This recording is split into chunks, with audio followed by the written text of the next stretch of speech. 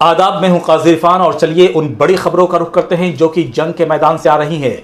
फिलिस्तीन, Gaza, Israel और Iran के जंग से जुड़ी हुई बड़ी और अहम खबरें।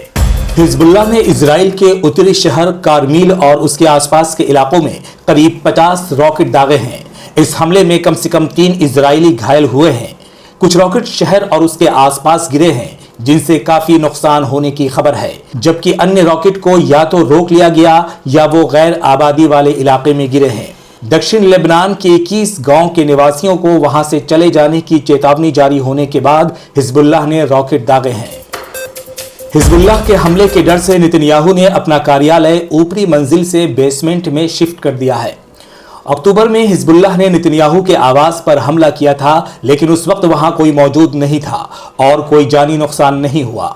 गौरतलब है कि इससे पहले नेतन्याहू हिजबुल्लाह के हमलों के डर से अपने बेटे की शादी भी अनिश्चित काल के लिए टाल चुके हैं।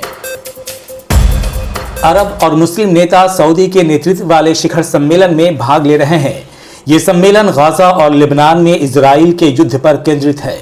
फिलिस्तीनी और लेबनानी क्षेत्रों में बढ़ती हिंसा और इजराइल के हमले ने अरब और इस्लामिक नेताओं को तत्काल कदम उठाने पर मजबूर किया है।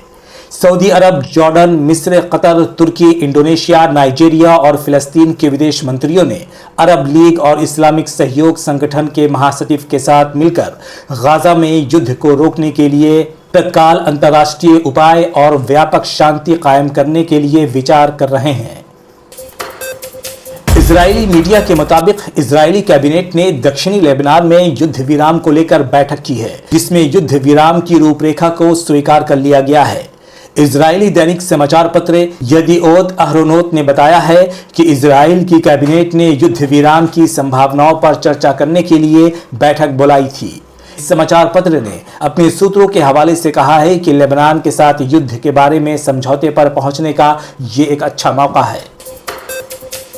हिजबुल्लाह ने कहा है कि लेबनान के लिए संघर्ष विराम पर अब तक कोई प्रस्ताव नहीं मिला है, जबकि इजराइल के विदेश मंत्री ने कहा है कि कूटनीतिक प्रयासों में प्रगति हुई है और कैबिनेट ने युद्ध विराम प्रस्ताव को मंजूरी दे दी है। हिजबुल्लाह के मीडिया कार्यालय के प्रमुख मोहम्मद अफीक ने कहा है कि अब तक मेरी जानकारी के अनुसार इस संबंध में लेबनान या हमारे पास कोई आधिकारिक सूचना नहीं पहुंची है। तो ये थी ईरान इजराइल फिलिस्तीन जंग से जुड़ी हुई बड़ी खबरें। ऐसी ही खबरों से बाखबर रहने के लिए हमारे चैनल को लाइक, सब्सक्राइब और शेयर करें।